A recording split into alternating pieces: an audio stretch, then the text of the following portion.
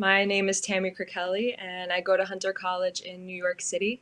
I spend a lot of my time on campus meeting people in the Jewish community and growing with them, so it makes me that much more excited to be able to talk to you, Nissim. It is my absolute honor to introduce Nissim Black to the Israel Summit. He is a rap icon and a personal hero of mine, and his story is truly inspirational. So I'm very excited for everyone to be able to hear from him. So to begin, I want to start off by asking about your early life in Seattle. How was that like for you before your career even began? So I grew up in the inner city of Seattle, Washington, where I was exposed to a lot of gun violence and drug abuse and different things of that nature. I started very early on my own. I was smoking pot by the time I was 9 years old, and I'd already started dealing when I was 12, and also running with a street gang. And found myself in a lot of trouble. I was arrested 13 years old already. And I found myself, going down a very, very dark spiral. And that was just sort of like everyday life. I was uh, very much so, I would say, intuitive and more spiritual on the inside. But all I had around me was this type of behavior and these type of things I was exposed to. So I naturally became a product of my environment, and was sort of like be the that was sort of be like the introduction to some degree for me to make music. And I think I took all those experiences with me, when I started to write music. Got it. So, speaking about music, Motherland Bounce has over 4 million views on YouTube.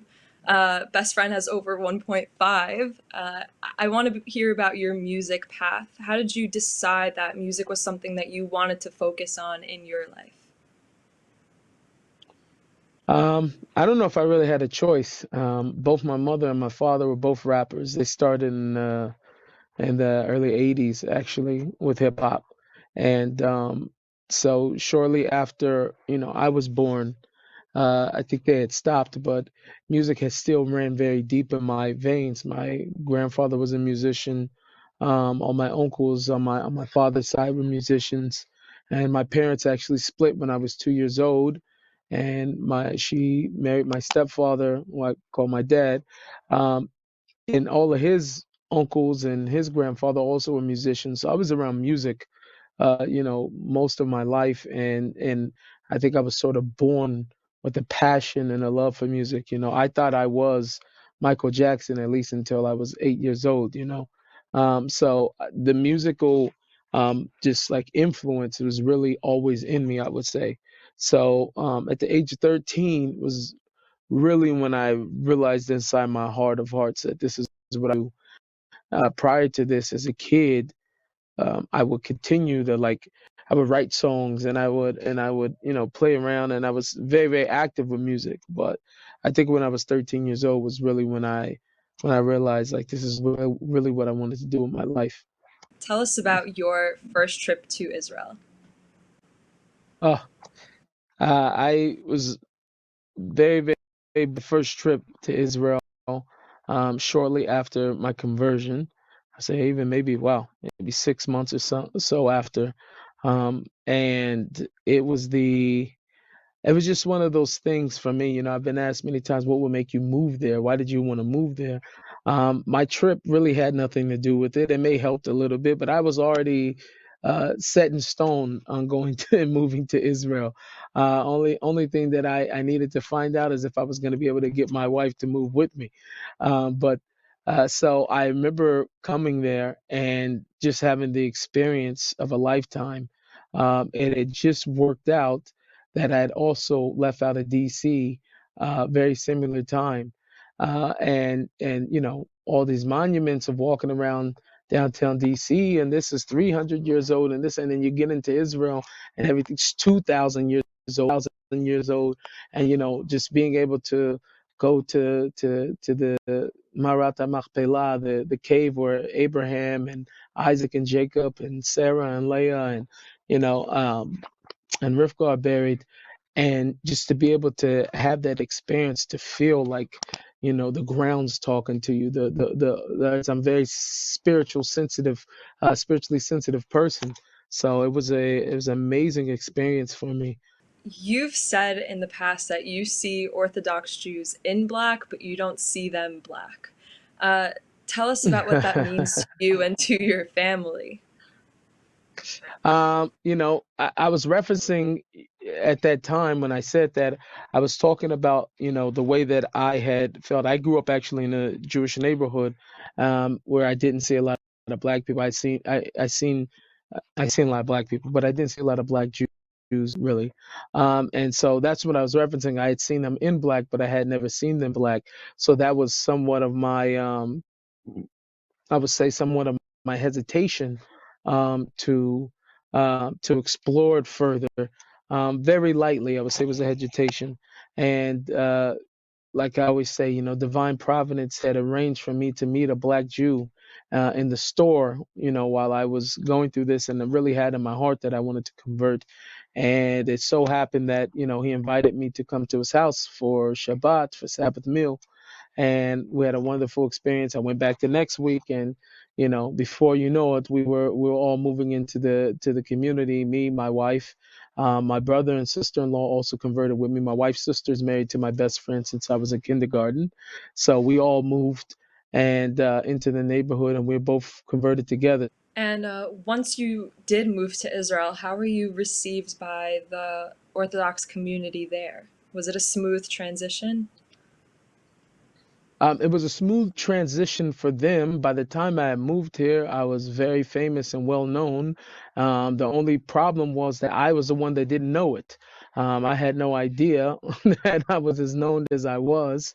So when I touched down and I had, they were playing my song in the airport, and there were cameras in my face and whatever. And so that was one part of it. And then, going through the more ultra Orthodox neighborhoods, expecting for sure to be, just some other guy over there, or some unusual, strange appearing person over there. I was also very well known over there. So it was very easy for them, less easy for me, for that transition. So, after this entire journey, what does the state of Israel and Judaism mean to you today? I think Israel is just really, it's the homeland and the birthplace of monotheistic spirituality, and I always say that Jerusalem is God's living room. That's just, and that's what it means to me, honestly. I moved here more for obviously the spiritual reasons. I didn't have any other ideologies or political thoughts when I came here, and didn't even know what the political makeup or anything of the country. But I definitely felt like since I had moved here, just being able to have the experience of being in the land, everything, there's a certain level of holiness to everything here, to every single person, no matter how religious or not religious. The money here, I mean, when you touch a shekel and you look on a shekel, and you see, the pomegranates and everything, or the the trees, or the certain writings on the money even, that if one is sensitive enough to have a service slave to realize that this was on a coin from 2,500 years ago, when Jews were giving their life to fight just for freedom in Jerusalem. Going back to the music a little bit, are there any verses, any favorite verses that you would want to share with us today? I think if I would say, like, from Motherland Bounce, I would say it's the last verse. So he said it's God's plan, but I'm God's man. I used to run with BGD. I dropped the B and put a O after the G. 6 points, still big up King D. I'm in the synagogue, camouflage, but I can't wipe the skin off. I'm proud of it, it's loud a bit, but I'm not trying to crisscross. I done made it this far. I hold it all in my heart. I hope myself embrace myself when they take their socks off. Ain't no monkey business, cause ain't no monkeys in here. I know what you was thinking. The black Abe Lincoln. Just wanted you to be aware. I'm signing off as Mr. Black, Hitler's worst nightmare. Yeah. So that's my favorite verse, and I think the biggest reason why is because I gave a nod to Drake, who's also a Yid, on his song God's Plan, which ironic that his biggest song of his career has to do with God. But anyway, I wanted to be able to talk about, sort of like I think it summed up what the song was trying to do, was me being proud of my relationship with God and my spirituality, and how so comfortable I am with that, how comfortable I am with being a Yid, a Jew, and how comfortable I am as being a black man. And none of these things are contradictions or steers, and I wear that pride very, very strong and loud, and feel very much so that I'm doing God's will by doing so. So Nissim, it's been an absolute honor being able to speak to you and hear from mine, you. I think we have a lot to mine. think about, and you're an amazing human being to be able to speak to. So it's been an honor. Thank you so much. Likewise. Thank you, Tammy. Thank you. Thank you all.